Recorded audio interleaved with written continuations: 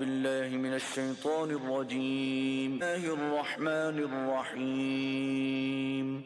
الحمد لله الذي أنزل على عبده الكتاب ولم يجعل له عوجا قيما لينذر بأسا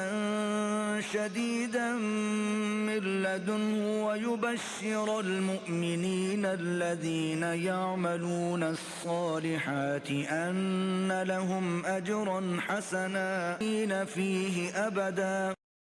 وينذر الذين قالوا اتخذ الله ولدا ما لهم به من علم ولا لآبائهم كبرت كلمة تخرج من أفواههم إن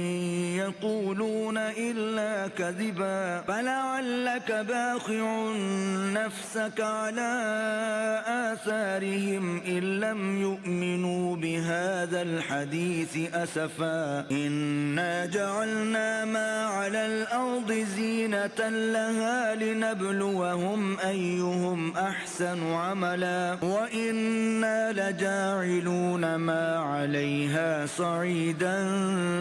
جرزا أم حسبت أن أصحاب الكهف والرقيم كانوا من آياتنا عجبا إذ أوى الفتية إلى الكهف فقالوا ربنا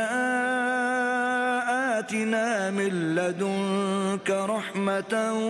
وهيئ لنا من أمرنا رشدا فضربنا على آذانهم في الكهف سنين عددا ثم بعثناهم لنعلم أي الحزبين أحصى لما لبثوا أمدا نحن نقص عليك نبأهم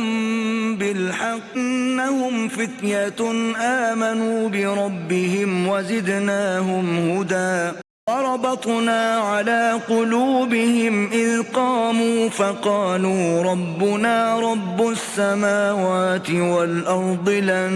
ندعو من دونه إلها لقد قلنا إذا شططا هؤلاء قومنا اتخذوا من دونه آلهة أولا يأتون عليهم بسلطان بين من أظلم ممن افترى على الله كذبا